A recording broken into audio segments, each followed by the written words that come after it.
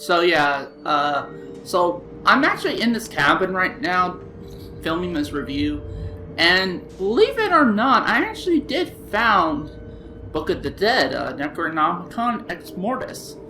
Yeah, I found it here, and I also found the tape from Professor Nobi, and I decided to convert the tapes to digital so I could play it on my laptop here, so... but to show proof I have the Necronomicon, here it is.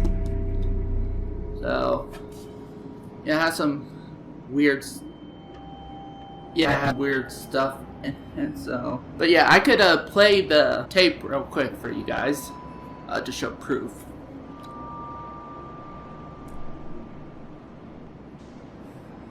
It has been a number of years since I began excavating the ruins of Kandar with a group of my colleagues.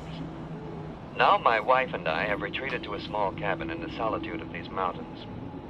Here I continued my research undisturbed by the myriad distractions of modern civilization and far from the groves of academe. I believe I have made a significant find in the Kandarian ruins, a volume of ancient Sumerian burial practices and funerary incantations. It is entitled Naturon de Manto, roughly translated, Book of the Dead. The book is bound in human flesh and inked in human blood. It deals with demons, demon resurrection, and those forces which roam the forest and dark bowers of man's domain. The first few pages warn that these enduring creatures may lie dormant, but are never truly dead. They may be recalled to active life through the incantations presented in this book. It is through recitation of these passages that the demons are given license to possess the living. Tatra amistrobin hazarta. Tatra amistrobin hazarta. Tantir mano mansidon hazam sobar. Samanda rosa. Dar his hiker dan zerosa. Ganda.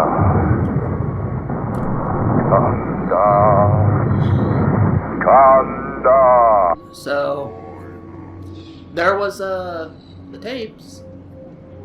Really creepy, actually, if you ask me. I hope none of that stuff he said in that is real.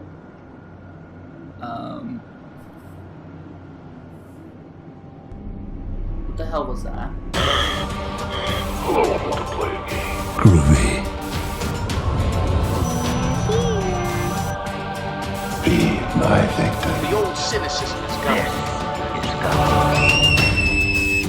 Hello everyone, Joshua Myers here, and today I'm going to be reviewing the original Evil Dead from 1981. I have seen the dark shadows moving in the woods, and I have no doubt that whatever I have resurrected is sure to come calling for me. It was the woods themselves! They're alive! Evil Dead. They got up on the wrong side of the grave. Evil Dead from New Line Cinema, so frightening no one under 17 admitted. The Evil Dead stars Bruce Campbell, Elsie Baker, Hal Durridge, Sarah York, and is directed by Sam Raimi. The plot to the original Evil Dead is that in 1979, a group of college students who, during a weekend getaway, find a Sumerian Book of the Dead in an old wilderness cabin they rented. When they unwillingly unleash evil spirits and demons while reading incantations from the book, that's when real havoc begins. As each of the kids, one by one, are possessed by the demons they've left loose, body parts and bodily fluids go flying until only one young man is left to face down the Evil Dead.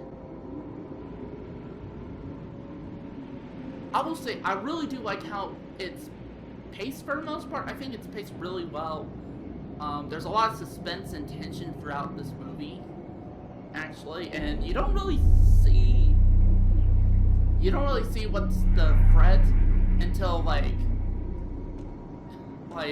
at least you start to see it, at least until like maybe 30 minutes into the movie or something like that, like 25 minutes or something like that, and then you see its full capacity until like the 30 or 40 minute mark.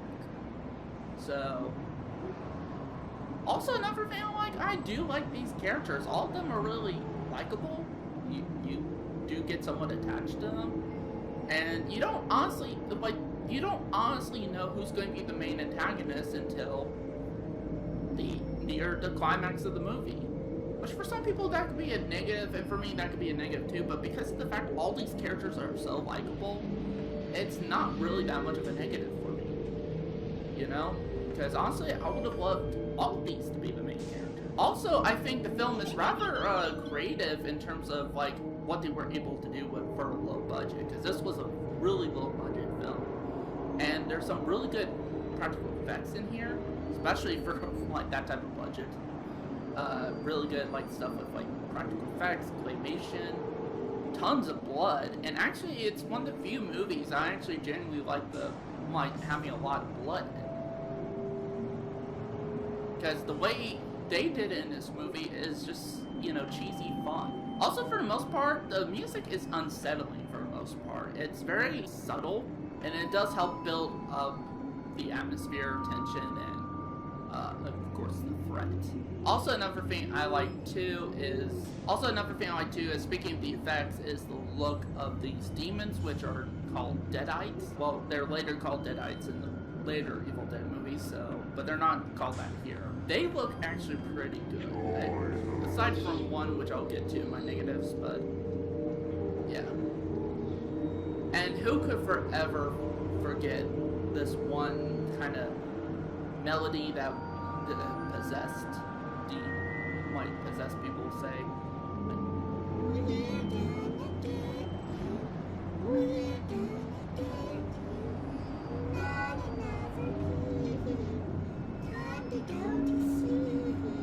You know, like, who could ever forget that?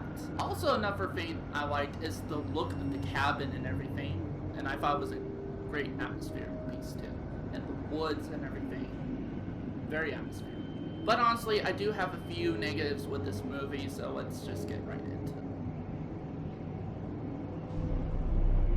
One of the negatives is that while I said it was paced very well, and it is for the most part, I do think it kind of drags a bit too much. You know, kind of drags on a bit too much. I think they could have cut down some stuff here and there. And also, while I think these characters are really likable, they're kind of forgettable in the sense of, like, I can't even remember most of their names except for Ash, which, like, the reason for that is because of the later films. And this was the only one film in this franchise I probably would, like, if there was no franchise to this whatsoever, and we had to just basically judge the original film by itself, I'd probably forget his name too.